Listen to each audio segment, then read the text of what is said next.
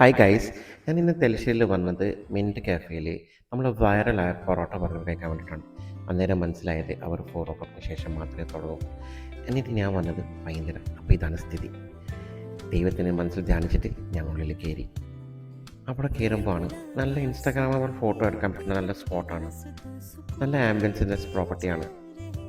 അപ്പം ഞാനിതെല്ലാം നോക്കിയിട്ട് ഓർഡർ ചെയ്യാൻ നോക്കുമ്പോഴാണ് കാണുന്നത് ഒടുക്കത്തെ തിരക്ക്. പക്ഷേ എങ്ങനെയല്ല ഞാനത് ഓർഡർ ചെയ്തിട്ടുണ്ടായിരുന്നു, പ്രീ ബുക്ക് ചെയ്തുകൊണ്ട് കുഴപ്പമില്ല. ഞാൻ വെയിറ്റ് ചെയ്തു, കുറച്ച് ഫോട്ടോസെല്ലാം എടുത്ത് അവിടുത്തെ ഇതെല്ലാം നോക്കി.